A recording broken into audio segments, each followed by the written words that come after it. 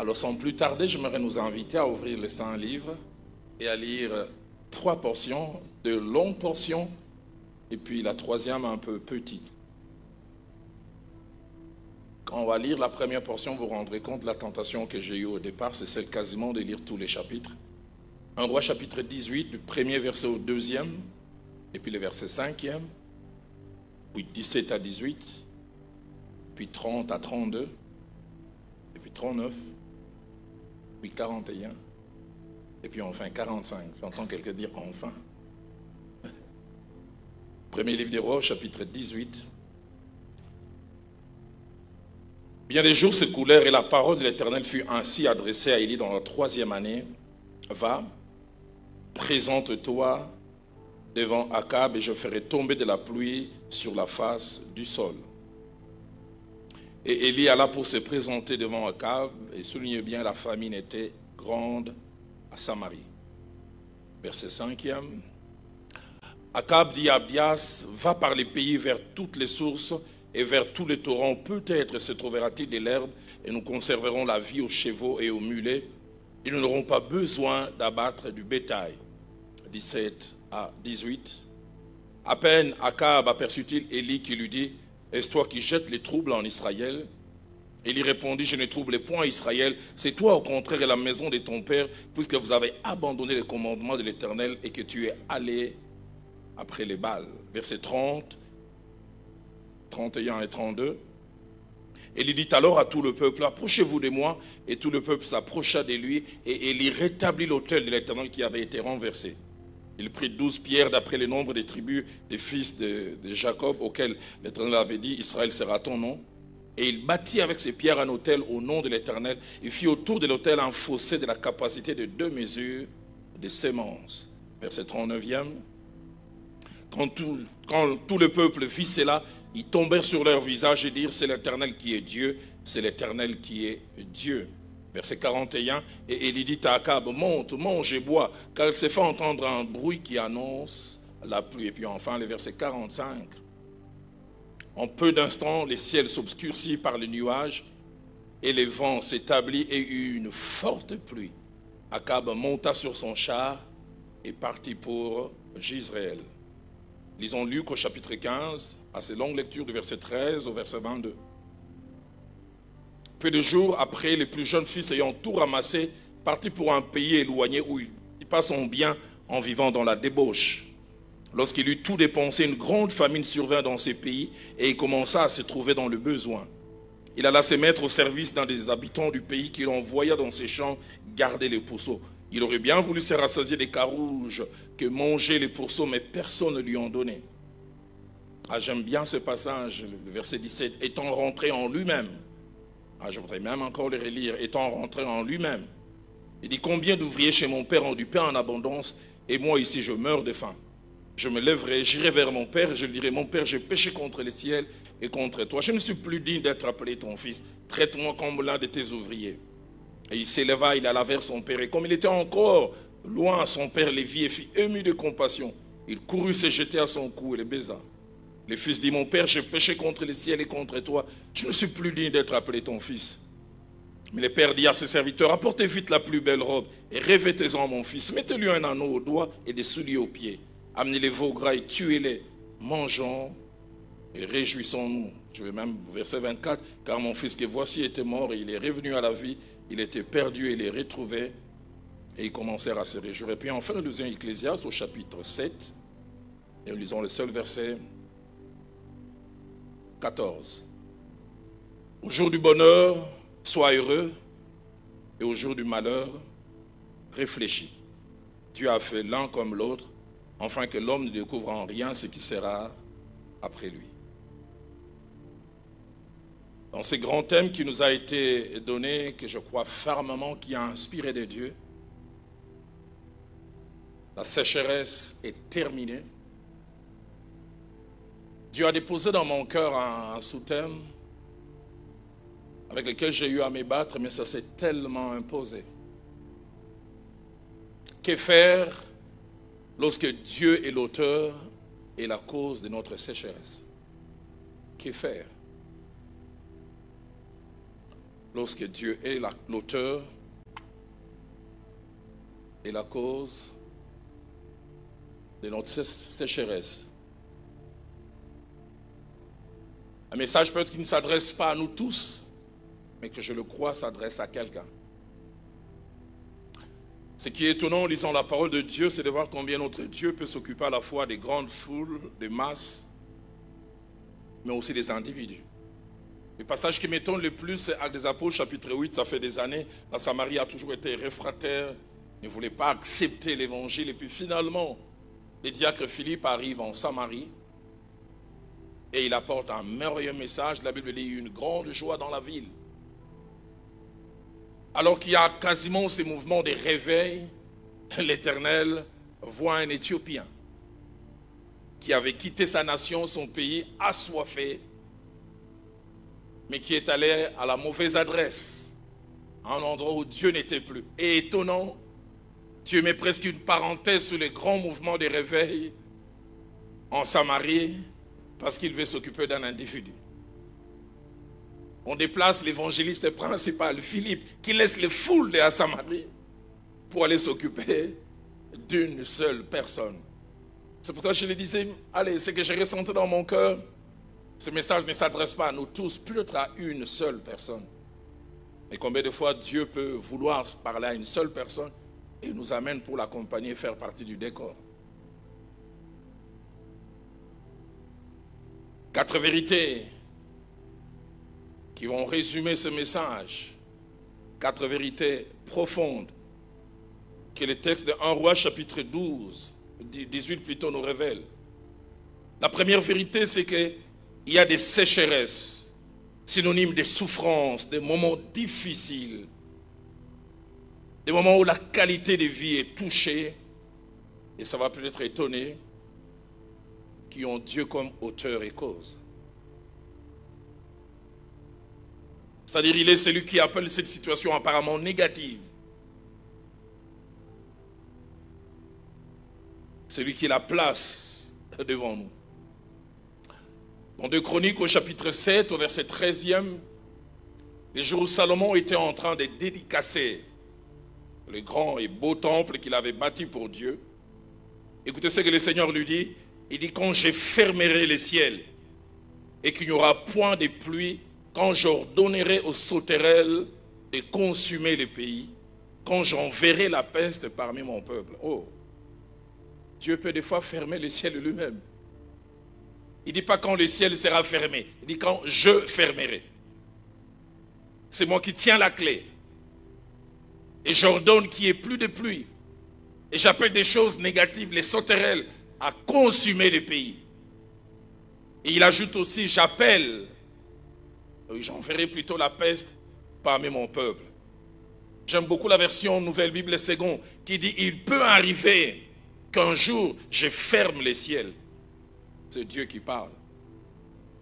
Dans Psaume 107, verset 33 ainsi que verset 34, la Bible parlant de notre Dieu dit de lui-même, écoutez ce qu'il fait quelquefois, il change le fleuve en désert. Oh là là. Les sources d'eau en zone aride. Il ôte la qualité de vie. Le verset 34 ajoute, les pays fertiles en pays salés. Et à la fin, il donne la raison à cause de mauvaise manière de se conduire. En Deutéronome, au chapitre 11, au verset 17, il est écrit, la colère de l'Éternel s'enflammerait alors contre vous. Parmi les choses que Dieu fait, et il fermerait les ciels et il n'y aurait pas de pluie. La terre ne donnerait plus ses produits et vous mourriez bien vite dans le bon pays que l'Éternel vous donne. Le contexte de 1 Roi 18, c'est qu'il y a sécheresse. Ça fait 3 ans et 6 mois. Mais cette sécheresse ne vient pas des hommes, ni d'un problème écologique. 1 Roi chapitre 17, verset 1er nous dit qu'un homme de Dieu, Élie le Tishbite, s'est levé un jour, parlant au nom de Dieu, et dit, il n'y aura ces années-ci ni pluie, ni rosée, sinon à ma parole. Envoyé par Dieu pour fermer les ciels pour un temps, pour faire que la pluie ne puisse plus tomber. Et le verset 7, placez-les-moi, nous montre que quand cet homme a prononcé cette parole, la Bible dit au bout d'un certain temps, les torrents furent à sec, car il n'était point tombé de pluie dans le pays. Sécheresse. Est-ce que tout le monde avait entendu la parole prononcée par Élie? Peut-être non. Mais tout le monde vivait les conséquences. Les gens, à certains endroits, se demandaient, mais qu'est-ce qui arrive? Dieu était derrière la sécheresse. Et 1 Roi chapitre 18 au verset 5 nous montre les conséquences attachées à cette sécheresse. L'absence de l'herbe de qualité. Mulets et chevaux qui meurent. Et même obligation d'abattre les bétails. Écoutez ce qu'il dit. Akab dit à Abdias, va par les pays vers toutes les sources d'eau et vers tous les torrents. Peut-être se trouvera-t-il de l'herbe et nous conserverons la vie aux chevaux et aux mulets. Et nous n'aurons pas besoin d'abattre du bétail. Partout il y a des cadavres d'animaux. L'herbe de qualité a disparu. Et des fois, pour ne pas perdre les animaux, on est obligé de les abattre avant. Sécheresse. Que dis-je? Grande sécheresse. Que dis-je encore? Très grande sécheresse. Et 1 Roi chapitre 18, au verset 17, nous donne encore un meilleur aperçu de la qualité de vie attachée à cette sécheresse. Parce que quand Akab a rencontré Élie, écoutez ce qu'il lui dit, à peine Akab aperçut-il Élie qui lui dit, est-ce toi qui jettes les troubles en Israël? À cause de ce qu'il avait dit, il y a trouble. La version parole de vie dit, voilà celui qui apporte les malheurs en Israël. Le terme trouble qu'il a utilisé là en hébreu veut dire succession d'événements contrariants et dramatiques qui rendent la vie amère et pas agréable à vivre. Sécheresse, mais j'insiste, causée par Dieu. Deuxième vérité que Dieu m'a mis à cœur de partager, c'est que les sécheresses, non seulement quelquefois viennent de Dieu, mais elles ont quelques caractéristiques. Elles touchent celles de ceux qui appartiennent à Dieu. Celles de ceux qui les servent. Et des fois, pourquoi? Parce que la qualité de leur relation avec Dieu souffre et n'est plus la même. Plusieurs passages nous les montrent. Combien de fois il y a des fois des rapports entre les fléaux qui frappent et la qualité de vie. Toute une nation est frappée. Et 4 passages que je fais sortir nous le montrent. 1 Roi chapitre 18 au verset 18 nous parle de l'une des causes de cette sécheresse. L'abandon de Dieu et de ses commandements, mais surtout l'attachement au faux Dieu. Et il répondit, je ne trouble point Israël. C'est toi au contraire et la maison de ton père, puisque vous avez abandonné les commandements de l'Éternel. Si déjà abandonner les commandements de l'Éternel est grave, le plus grave maintenant c'est que vous êtes allés vers des faux dieux. Et comme le Dieu de la Bible n'aime pas de mélange, il dit je ne vais pas rester inactif. Deuxième cause de cette sécheresse, 1 Roi chapitre 18 au verset 30 nous le montre. Au moment où le prophète Élie s'élève pour finalement lancer les défis à ces prophètes de Baal, la Bible dit, Élie dit alors à tout le peuple, approchez-vous de moi. Tout le peuple s'approcha de lui et soulignez bien, Élie rétablit l'autel de l'Éternel qui avait été renversé. Ils avaient abandonné l'Éternel, ils s'étaient alliés au Baal Et ils avaient foulé aux pieds l'autel de l'Éternel, symbole de l'alliance, de la soumission. Ils ont renversé cela. Nous ne voulons plus de lui. Savez-vous qu'on peut renverser l'autel de l'Éternel en public? Des fois, on peut le faire en secret. Mais même quand c'est fait en secret, Dieu voit. Mon pasteur disait, Dieu est capable de voir une fourmi noire assise sur un rocher noir et dans la nuit la plus sombre. L'autel renversé. Troisième cause de cette sécheresse. 1 Roi chapitre 18 au verset 19 nous donne une idée. Non seulement ils ont abandonné le commandement de l'Éternel, ils se sont attachés à Baal, ils ont renversé l'autel de l'Éternel. Mais en plus, l'idolâtrie est rentrée juste dans la direction du pays. Parce que la Bible parle des 450 prophètes de Baal et des 400 prophètes Astarté, la Bible dit, qui mangeaient à la table de Jézabel, au palais présidentiel. Les prophètes ont été mis de côté. Ceux qui sont dans les vrais ont été mis de côté. C'est les reines de l'idolâtrie. Ils ont pignon sur rue. Si Louis II dit il mangeait à la table, la version française courant dit ils étaient devenus les protégés de Jézabel. La version de Semeur dit ils étaient entretenus par la reine Jézabel. Quatrième cause de cette sécheresse ayant Dieu derrière, 1 Roi chapitre 19 au verset 10 nous en parle. Non seulement qu'il y a eu abandon des commandements de l'Éternel, attachement au Baal, non seulement on a renversé l'autel de l'Éternel, symbole de l'alliance avec Dieu, non seulement que les Baals, plutôt les prophètes des Baals, étaient devenus les centres dans la gestion de la cité, on a commencé à vouloir éliminer les vrais. Parce que la Bible dit, on a commencé à tuer les prophètes de l'Éternel pour chasser. Et il est dit, j'ai déployé mon zèle pour l'Éternel, le Dieu des armées, car les enfants d'Israël ont abandonné ton alliance, ils ont renversé tes autels et ils ont tué par l'épée tes prophètes. Il y a même l'impression de la solitude. Il dit, je suis resté seul. Heureusement, Dieu lui a dit, ah, 7000 qui n'ont point fléchi, mais ils étaient en train de se cacher. Tellement ils se cachaient qu'ils étaient invisibles.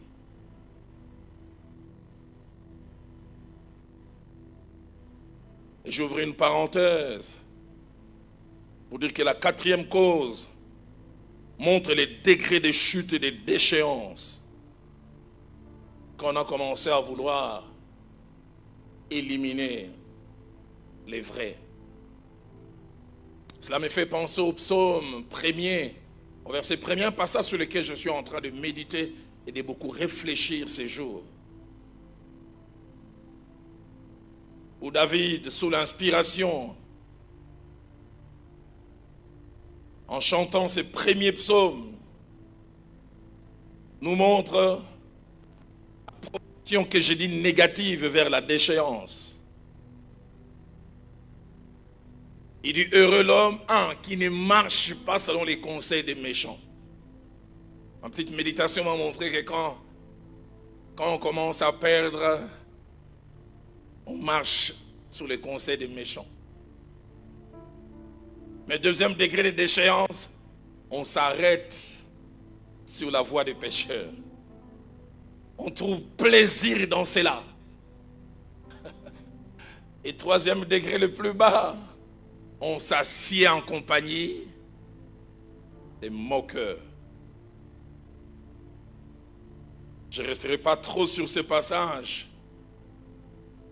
Le premier, c'est des gens qui trébuchent, qui commettent accidentellement un péché.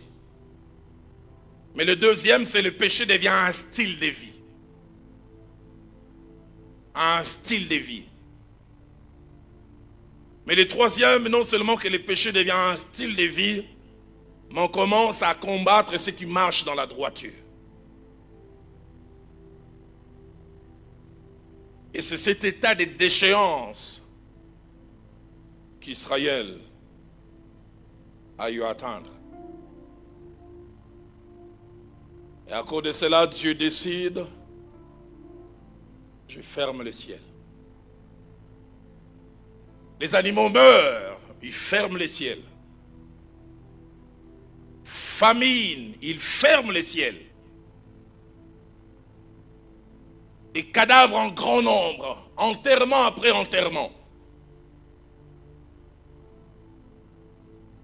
Troisième vérité, c'est que la sécheresse qui vient de Dieu et qui touche les personnes que Dieu aime a trois autres caractéristiques cachées, mais réelles et présentes qu'il faut connaître. La première caractéristique de la sécheresse ayant Dieu comme cause et auteur, c'est qu'elle n'a pas comme objectif notre destruction, même si elle fait mal. Dans Psaume 118, au verset 18, le psalmiste déclare, il dit, l'Éternel m'a châtié, mais il ne m'a pas livré à la mort. Il m'a serré, il me fait mal, mais la finalité, il ne veut pas toucher à la vie. Aide-moi à dire à ton voisin, Dieu frappe quelquefois. Il m'a châtié. Une autre version dit, il m'a frappé fortement. J'ai même l'impression qu'il veut me tuer, mais ce n'est pas le but qu'il vise. Deuxième caractéristique de la sécheresse venant de Dieu, c'est qu'elle est signe d'amour. Elle est une manière de nous montrer et de nous rappeler que Dieu tient à nous. Dans Proverbe chapitre 3 au verset 12, les sages sous l'inspiration déclarent, l'Éternel châtie celui qu'il aime, comme un père l'enfant qu'il chérit. S'il arrive que tu vois Dieu châtier, ça fait mal, mais derrière cette douleur, un signe d'amour. J'ai 4 filles. L'aînée a 29 ans aujourd'hui, elle est elle-même mère. Mais je me souviens quand elle avait 1 année et demie, j'avais ma bibliothèque, j'aime beaucoup les livres. Et je lui ai dit, Younis, il faut toucher partout sauf mes livres. Un jour, je rentre, je trouve tous mes livres renversés. Elle nageait dedans comme si c'était une piscine. Elle commençait à parler déjà. Chez nous en Afrique, je ne sais pas si en Europe vous le dites. Chez nous on dit les enfants sont des anges, mais ces jours-là je me suis rendu compte qu'ils sont des anges déchus.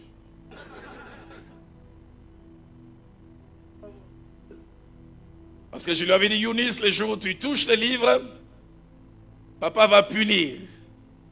Et je la trouve nageant dans mes livres et j'ai dit, Younis, qu'est-ce que papa avait dit si tu touches les livres? Écoutez sa réponse, papa avait dit, il va pardonner.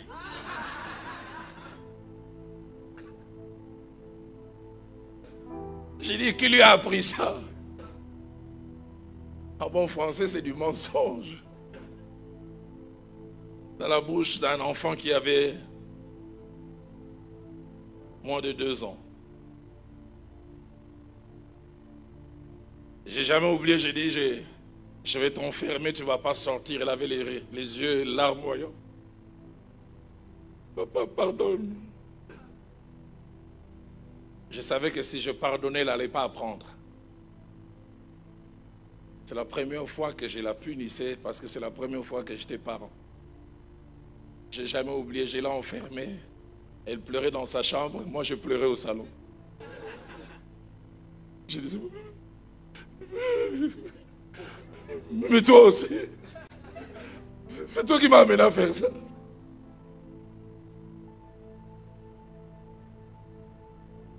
Elle souffrait, mais sa souffrance avait derrière quelqu'un qui l'aimait. Qui ne lui faisait pas mal pour la détruire, qui lui faisait mal pour qu'elle apprenne. Il y a des sécheresses qui ont Dieu derrière. C'est Dieu qui serre les vis. Apocalypse chapitre 3, au verset 19. Écoutez ce que le Seigneur dit à cette église. Placez-moi ce passage. Qu'est-ce qu'il dit? Il dit, moi, je reprends et je châtie tout ce que j'aime. Je reprends et je châtie tout ce que j'aime. Hébreux chapitre 12, au verset 6, renchérit en disant, le Seigneur châtie celui qu'il aime et il frappe de la verge tout ce qu'il reconnaît pour ses fils. Aide-moi à dire à ton voisin, le fouet de Dieu, c'est une manière de te rappeler que tu lui appartiens.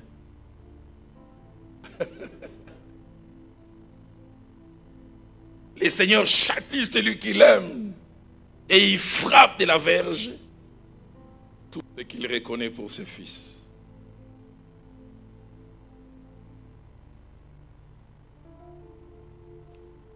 Troisième chose, c'est que la sécheresse qui vient de Dieu est quelquefois un signe. Quand je dis signe, je vais parler de la manière biblique. C'est-à-dire c'est quelque chose qui est fait non seulement dans le but de nous faire réfléchir, mais de nous appeler à nous poser de bonnes questions. Un signe, c'est souvent une action qui cache un message. Et ce message derrière la sécheresse, souvent, c'est une manière à Dieu de dire, 1, tu m'appartiens. 2, je tiens à toi. Et 3, je ne suis pas d'accord avec ce que tu fais maintenant. Et surtout 4, une manière de dire, reviens à moi. Homme, femme, jeune homme, jeune fille, est-ce que vous captez ce message derrière cette sécheresse? Voulu par Dieu, causé par lui. Il frappe, mais il veut dire, tu m'appartiens. Il frappe fort, mais il veut dire, je tiens à toi. Tu pleures, mais c'est sa façon de te dire, tu n'as pas toujours été ainsi, je ne suis pas d'accord avec ta façon actuelle de marcher. Tu souffres, mais derrière cette sécheresse, tu veux dire, reviens à moi. Entends-tu la voix derrière cette sécheresse? Job 33, verset 14, il est dit, Dieu parle cependant, tantôt d'une manière, tantôt d'une autre, et on n'y prend point garde.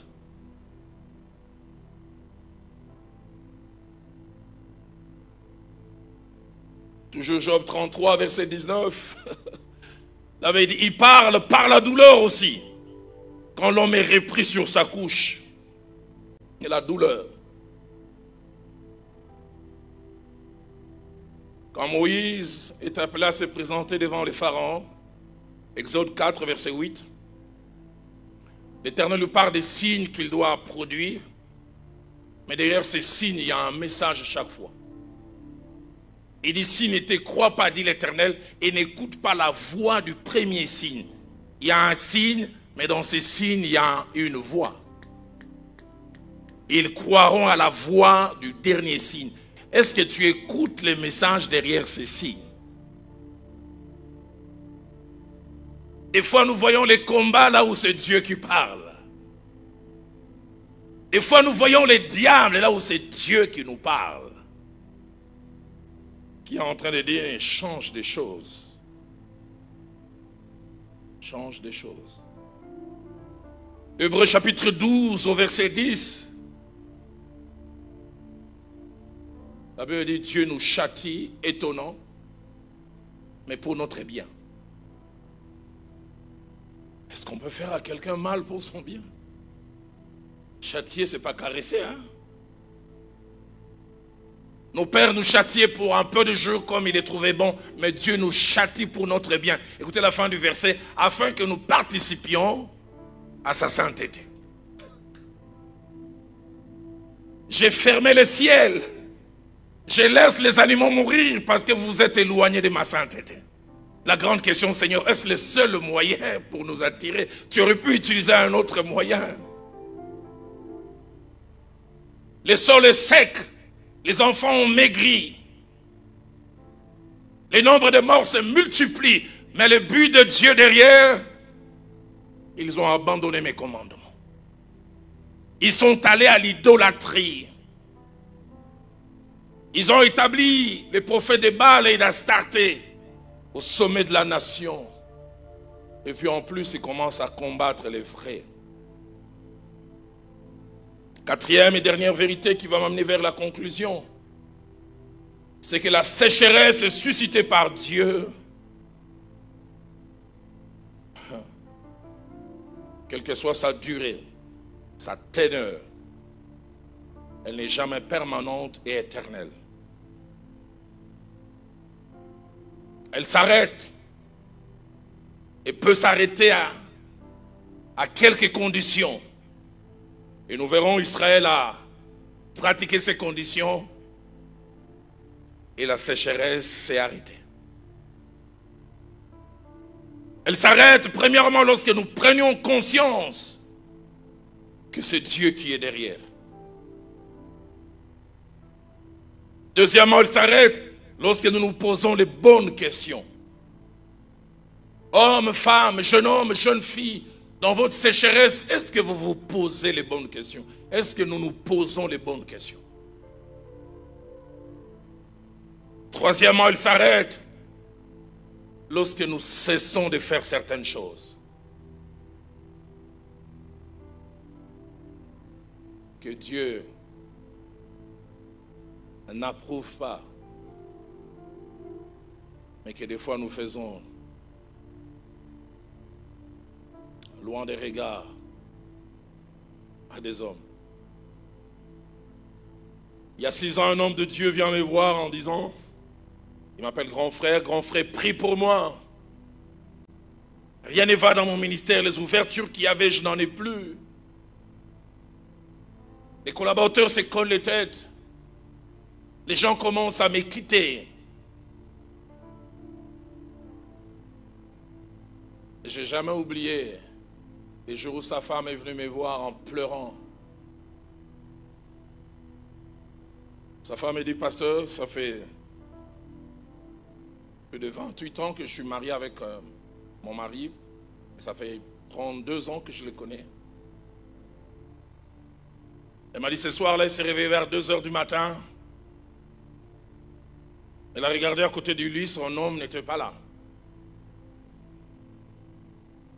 Elle s'est dit, sûrement, il doit être au petit coin.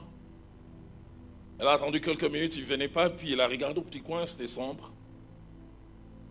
Maison en étage.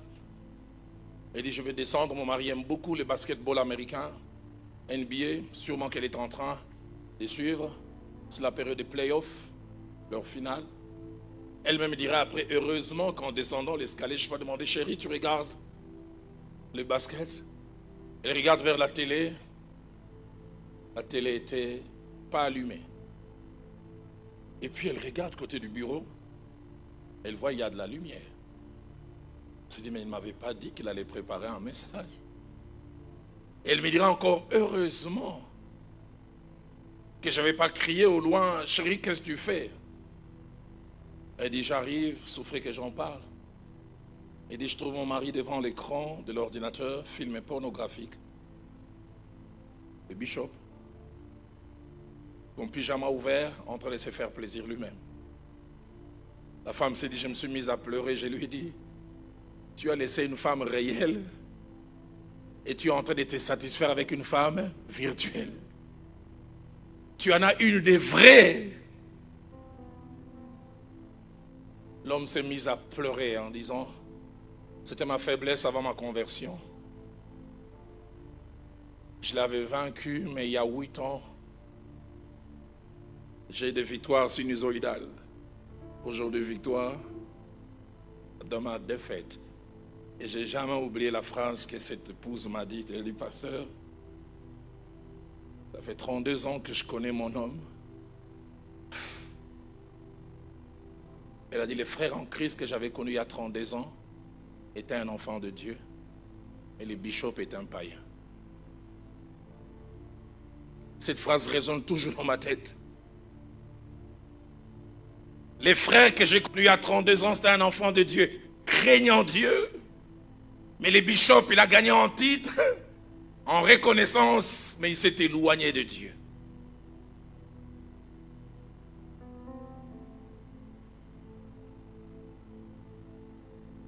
Cet homme a craqué et dit, Dieu a voulu que l'on sache qui je suis réellement. Et je crois que ce sont toutes ces choses, et il m'a cité bien d'autres choses, disant comment il allait avec le prostitué. Comment toutes ces choses avaient amené ce qui était arrivé. La sécheresse peut s'arrêter quand nous prenons conscience que c'est Dieu qui est derrière, mais aussi quand nous nous posons les bonnes questions. Et 3, quand nous cessons de faire certaines choses. Et en préparant ce message, Dieu m'a dit, il veut faire de cette soirée le premier jour de tout le reste de votre vie. Parce qu'il m'a dit, la pluie va revenir. Les ciels qui étaient fermés 3 ans et 6 mois vont de nouveau s'ouvrir.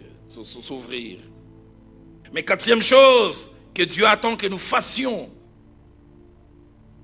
pour que la sécheresse s'arrête, il veut que nous fassions certaines choses qu'il attend de nous. C'est pourquoi j'aime bien, placez-moi ce merveilleux passage que nous avons lu, Ecclésiaste chapitre 7 au verset 14. La Bible dit, au jour du bonheur, réjouis-toi, mon jour du malheur, réfléchis. Réflectere en latin, entrer dans, ne pas rester superficiel, c'est poser les bonnes questions. Qu'est-ce qui m'arrive? Pourquoi? Est-ce que ta souffrance te fait réfléchir? Est-ce que ta condition difficile t'amène à te poser les bonnes questions? Cette répétition de scénarios négatifs, est-ce que ça t'amène à te poser les bonnes questions? Au jour du bonheur, réjouis-toi, mais au jour du malheur, réfléchis. Réfléchis. Réfléchis, Seigneur, aide quelqu'un ce soir à réfléchir. C'est pourquoi j'aime le passage de Luc chapitre 15, versets 17 à 19 que nous avons lu. Un jeune homme qui ne manquait de rien dans la présence de son père et qui, un beau jour, a levé l'option de s'éloigner de son père. Donne-moi ma part d'héritage. Il avait dit, il allait dissiper ses biens. Éloignement de sa source. Et Dieu le laisse tomber au plus bas. Il commence non seulement à manger, mais à envier la nourriture des cochons. Déchéance.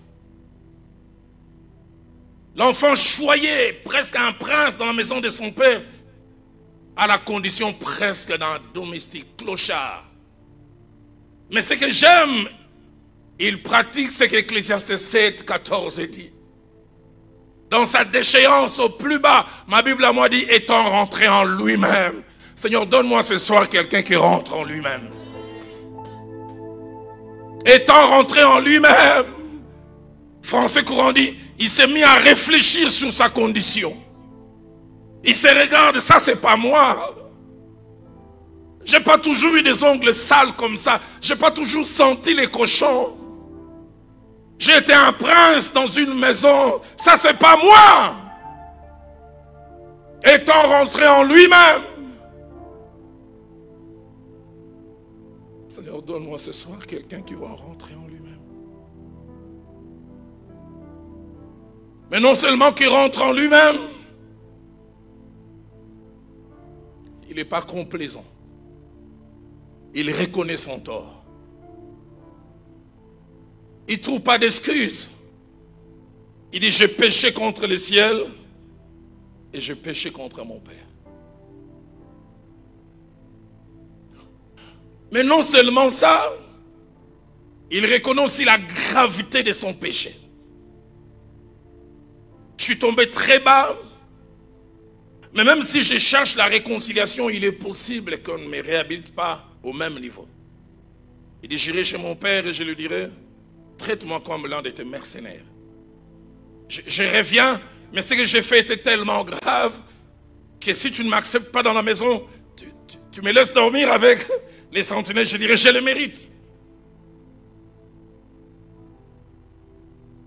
Mais quatrième chose que j'aime, il est prêt à aller réparer. Il dit, j'irai chez mon père. Il est prêt à payer les prix. J'aimerais dire à quelqu'un, la sécheresse va s'arrêter. Elle a commencé à s'arrêter depuis tous les messages d'hier. Mais il y a quelqu'un, il y a des choses que tu dois faire dans ta relation avec Dieu pour que cette sécheresse s'arrête.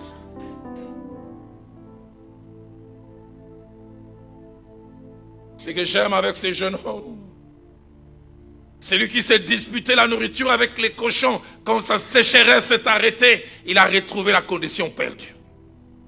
Parce que quand il est retourné chez son père, il était en train de confesser son père. Il a dit, mettez la plus belle robe. Les clochards n'ont plus l'air d'un clochard. Amenez-lui l'anneau, symbole de l'alliance.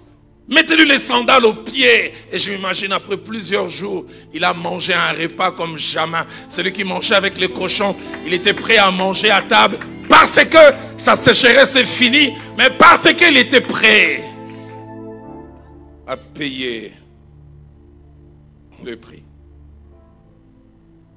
Dans 1 Roi chapitre 19 au verset 45, la Bible nous parle de la sécheresse de 3 ans et 6 mois qui s'arrête en Israël parce que, après que les prophètes aient prié, la Bible dit, en peu d'instants, le ciel s'obscurcit par les nuages. Les vents s'établissent. Oh! Et ma Bible à moi dit, il y eut une forte pluie. Presque un déluge. Quand les gens ont vu la quantité d'eau qui tombait, ils disent, qu'est-ce qui se passe? Ça fait 3 ans et 6 mois, c'était sec. God is back. Dieu est de retour. Seigneur, je prie que tu puisses mouiller quelqu'un. Parce que ma Bible à moi dit, là où les péchés a abondé, la grâce vient surabonder. Quel bonheur, quel soulagement de voir la sécheresse finir, de voir la pluie être de retour. Quel bonheur et quel soulagement de voir l'herbe pousser de nouveau. Quel bonheur que de voir le bétail aller brouter parce que la verdure est de retour. Mais pour que la pluie revienne comme c'était revenu, ils ont posé certains actes. La sécheresse ne s'est pas arrêtée d'elle-même. 1 Roi 18, verset 30, comme nous l'avons mentionné. Quand Élie est monté, l'une des choses qu'il a fait d'abord, il a rétabli l'autel de l'Éternel. J'aimerais dire à quelqu'un, la sécheresse ne s'arrête pas tant que l'autel n'est pas rétabli. Des fois, nous désirons que la sécheresse s'arrête. Et Dieu désire qu'elle s'arrête et elle va s'arrêter. Mais il y a des choses à rétablir. L'autel qui avait été renversé, symbole de la communion, de la dépendance avec Dieu, rétabli. Deuxième des choses, 1 Roi chapitre 18, verset 32, nous dit, il bâtit un autel au nom de l'Éternel. Non seulement qu'il a rétabli ce qui était renversé, mais une alliance renouvelée. Quelqu'un ce soir, Dieu m'a dit, il doit renouveler son alliance. Je priais dans l'avion entre Nairobi et Paris. Dieu me disait, là où tu vas prêcher, il y a un ex-passionné de Dieu. Un ex-zélé de Dieu. Vous savez quand le Seigneur parle à cette église, il ne condamne pas un abandon total. Il dit, ce que j'ai contre toi, c'est que tu as abandonné ton premier amour. Une autre version dit, tu ne m'aimes plus comme autrefois. Tu m'aimes toujours. Il y a quelqu'un ce soir, Dieu et lui sont devenus comme des vieux mariés. Et le Seigneur fait que vous puissiez retrouver la passion du début. Une alliance nouvelle. Troisième des choses qui a fait que finalement la pluie revienne, 1 Roi 18, 33 dit, et c'est Élie qui l'a fait, il offrit un taureau sur les bois. Il a offert un taureau, mais ce soir Dieu ne fait pas d'un taureau, il veut que nous puissions nous offrir nous-mêmes. Dis Seigneur, me voici. Je ne veux plus d'une consécration partielle. Je veux revenir à toi et à toi totalement. Et quatrième et dernière chose qui a fait que finalement la sécheresse s'arrête et que la pluie revienne, il y a eu un retour total à Dieu. 1 Roi 18, verset 39, quand le feu du ciel est tombé, écoutez ce que ma Bible à moi dit, tout le peuple se prosterna et il dit, c'est l'Éternel qui est Dieu, c'est l'Éternel qui est Dieu. Dieu dit, c'est ce que je voulais. J'avais été mise de côté. Je veux revenir au centre de la vie de mon peuple. C'est l'Éternel qui est Dieu, c'est l'Éternel qui est Dieu. Je l'ai dit parce que je le sens fortement. Quelqu'un va avoir la pluie dans son travail, la pluie dans ses relations, la pluie dans plusieurs domaines. Mais il faut revenir à Dieu ce soir. Revenir à Dieu totalement. Savez-vous qu'on peut être même dans les services de Dieu, être éloigné de lui?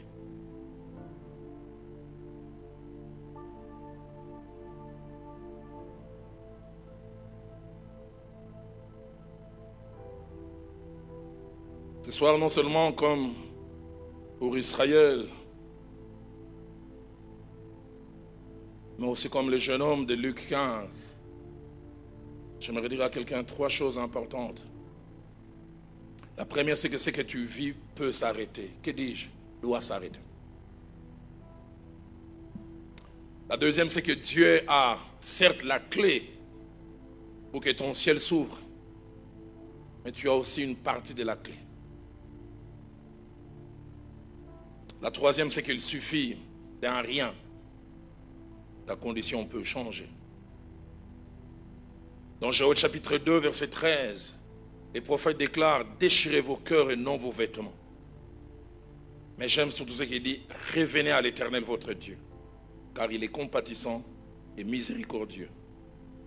Lent à la colère et riche en bonté. Et il se répand des mots qu'il envoie. Si 1 Roi 18, verset 39, nous parle du retour de la pluie, Luc 15, 22 à 25, nous montre comment le jeune homme qui avait perdu sa bonne condition a retrouvé sa communion avec son Père, la valeur avec la robe, l'alliance avec l'anneau, la dignité avec les souliers aux pieds. Ce soir, la sécheresse de quelqu'un peut s'arrêter.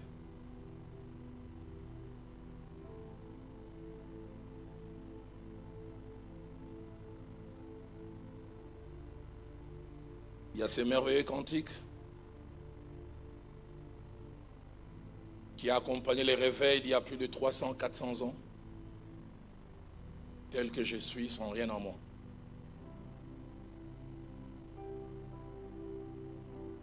Sam, c'est une jeune fille qui a grandi dans une famille chrétienne, à l'école du dimanche. Et puis quand elle a eu ses 18 ans, attirée par les sirènes du dehors, elle s'est éloignée de Dieu. Elle s'est mise à boire, à forniquer. Premier divorce, deuxième et troisième, elle était au plus bas. Voyant sa vie aller d'un succès en insuccès. L'histoire dit qu'elle est rentrée chez ses parents, elle qui était conductrice des louanges dans son église. Elle s'est assise derrière ce piano et elle a commencé à dire, Seigneur, je reviens à toi. Elle chantait, elle pleurait, elle chantait, elle pleurait. Elle a composé ces cantiques qui a traversé les siècles.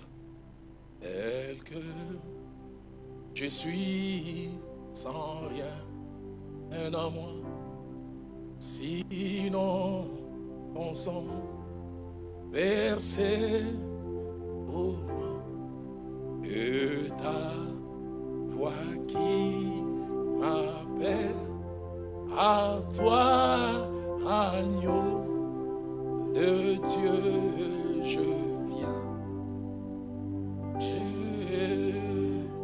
L'histoire dit qu'elle disait, Seigneur, je suis tombé très bas. Je ne vais pas m'améliorer pour revenir à toi. Mais je reviens à toi tel que je suis. Afin que toi tu me rendes tel que tu veux que je devienne. Et ce soir, Dieu m'a fait déplacer de Kinshasa pour venir à Limoges, afin que la sécheresse s'arrête dans la vie de quelqu'un. Afin que comme Israël, qui durant 3 ans et 6 mois n'avait plus de pluie, que la pluie revienne. Que l'herbe qui avait cessé de pousser pousse de nouveau. Que les mulets, les chevaux qui mouraient ne meurent plus. C'est pourquoi j'invite notre chorale. Étonnant, quand je préparais ce message, Dieu m'a dit, Roland, tu ne feras pas un appel les yeux fermés. Tu le feras les yeux ouverts. Je vais lancer un double appel. Alors que la chorale va m'aider à chanter ces merveilleux cantiques. Attire-moi à toi. Ne me laisse pas. Je vais tout abandonner. Restaurer notre amitié. Je lance ce double appel. Vous êtes ici dans la salle, vous nous suivez au travers de ce moyen virtuel. Votre vie est faite de sécheresse. Mais pour qu'elle s'arrête, vous devez venir à Christ. Savez-vous qu'on peut venir à une église sans venir à Christ? Savez-vous même qu'on peut faire passer par des sacrements sans réellement venir à Christ? Mais deuxièmement, il y a quelqu'un qui doit revenir à Christ. Quand je dis revenir, il était, mais il s'en est éloigné. Alors que les merveilleux cantiques jouent, si vous nous suivez virtuellement, vous allez vous lever là où vous êtes. Mais si vous êtes ici dans la salle, vous vivez une sécheresse et vous savez qu'il y a des choses que vous devez réparer. Hôtel à rebâtir, hôtel à bâtir, des choses à mettre de côté et une confession à faire en disant c'est toi mon Dieu. Alors que les cantiques seront en train de jouer, venez ici, attirez-moi à toi.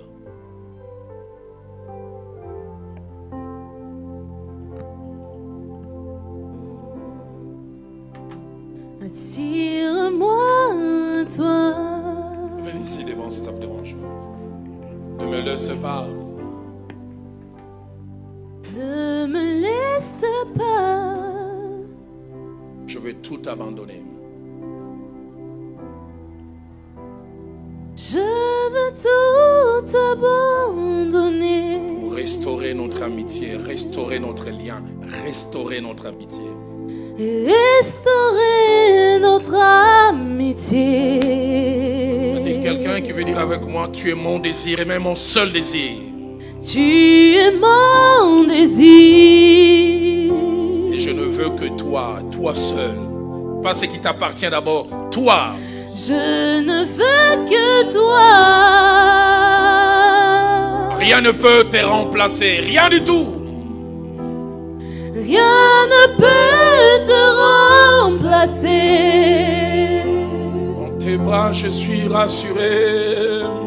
Dans tes bras, je suis rassuré. Y a-t-il quelqu'un qui veut dire, montre-moi la voie, montre-moi les chemins, parce que je ne les connais pas. Montre-moi la voie. Celle qui ramène à toi. Me ramène à toi. Tu es tout. Tu es tout pour moi, Seigneur. Tu es tout. Tu es tout pour moi. Sans toi. Sans toi. Sans toi, je ne peux vivre. Tu es tout pour moi, Seigneur. Tu es tout pour moi. Alléluia. Ramène-moi. Garde-moi près de toi. Est-ce qu'on peut lui dire encore, tu es tout pour moi, papa. Tu es tout pour moi. Sans toi, sans toi, Sans toi, je ne peux vivre. Tu es tout pour moi. alléluia. Garde-moi près sens dans mon cœur qu'on le réchante encore au début. Attirez-moi. Attire-moi à toi. Ne me laisse pas plus qu'un chant, que ce soit une prière. Ne me laisse pas. Je veux tout abandonner. Je veux tout laisser. Je veux tout abandonner. Restaurer notre amitié. J'entends quelqu'un qui me dit, Seigneur, aide-moi à redevenir celui que j'étais, celle que j'étais quand je t'ai rencontré. Seigneur, aide-moi à redevenir celui que j'étais autrefois. Un passionné de Dieu. Tu es mon désir. Je ne veux que toi, toi seul. Non pas ce que tu peux me donner d'abord, mais toi. Je ne veux que toi. Rien ne peut te remplacer. Rien ne peut te remplacer. Dans tes bras, dans tes bras. Dans tes bras je suis rassuré. Montre-moi la voie. Montre-moi parce que je ne la connais plus. Montre-moi la voie. Celle qui ramène à toi. Qui me ramène à toi. Alléluia.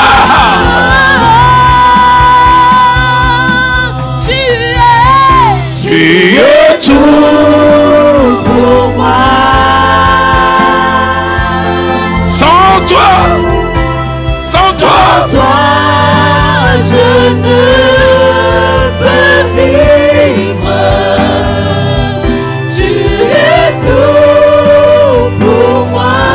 Alléluia. Garde-moi près de toi.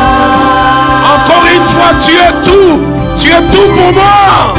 Tu es tout pour moi. Sans toi, sans toi, sans toi, je ne peux vivre. Tu es tout pour moi.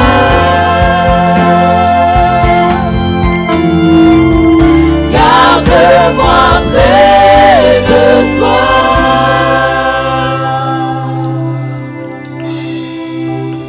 Vous êtes avancé, levez vos voix, parlez à Dieu d'abord. Le psalmiste a dit, quand je serai devant lui, je lui dirai tout. Je lui dirai tout. Je lui dirai tout. Je lui dirai tout. Je lui dirai tout. Entre tes mains, j'abandonne tout ce que j'appelle mien. Oh, ne permets à personne, Seigneur, d'en reprendre. Oui, prends tout. Oui, Prends tout, Seigneur. oui, prends tout, Seigneur. Oui, prends tout, Seigneur. Entre tes mains, Entre tes mains, j'abandonne tout. est-ce qu'on peut m'aider à les chanter en anglais? I surrender all, I surrender all. I surrender, I surrender. Je laisse tout. I surrender Unto Jesus. to Jesus. Precious Savior. I surrender all. Dans ma langue à lingala on dit nyonso pona yo. Nyonso pona. Nyonso pona yo. Nyonso pona. Et l'on apprécie la carte. Aujourd'hui de prendre l'engagement. Et l'on apprécie la carte.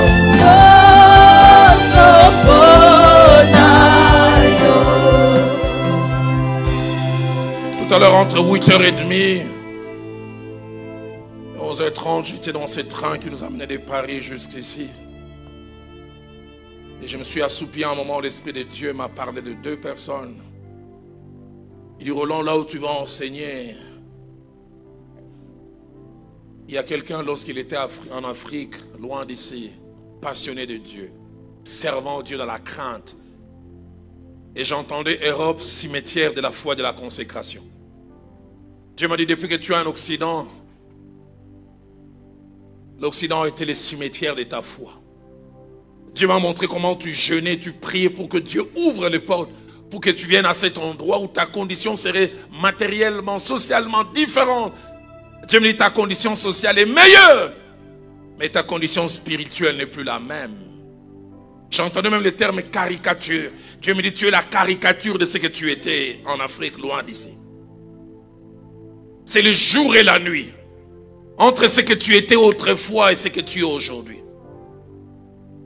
Les gens qui te voient aujourd'hui trouvent normal, mais toi tu sais jusqu'où tu es tombé très bas. Il arrive des fois même, toi-même tu fais certaines choses. Tu te demandes, est-ce moi? Et tu te dis, si les gens qui m'ont connu il y a 5 ans, il y a 3 ans, il y a autant d'années, me voient, ils diront, est-ce la même personne? Et la deuxième personne dont Dieu me parlait, c'est un jeune homme. Ta mère n'est plus de ce monde. Mais tu as grandi dans une famille chrétienne. Maman t'a amené au lieu de culte. Et je vois même maman chanter avec toi. Maman t'avait consacré au Seigneur quand tu étais tout petit. Parce qu'il t'a eu difficilement. Il a dit, cet enfant va me servir. Va me servir. Tu es le fruit des prières de cette femme. Mais aujourd'hui, tu mènes un style de vie éloigné des prières de cette femme. Et il arrive des fois même quand tu vois ce que tu fais toi-même, tu te dis, si maman était là et qu'elle me voyait faire ça, elle en aurait honte. Mais ce que j'aime aussi, Dieu m'a dit, parce que tu as du divin en toi. Aussi loin que tu vas quand tu es entraîné par des amis, il y a quelque chose qui t'arrête. Parce que tu as du divin en toi, sémé par la dévotion de cette mère. Mon pasteur, le frère Jacques-André Vernon, me disait, pour tout celui et toute celle qui a goûté Dieu, le péché n'a pas la même saveur. Il peut bien goûter au péché, mais à la fin, il y a un côté amer, parce qu'il a du divin en lui.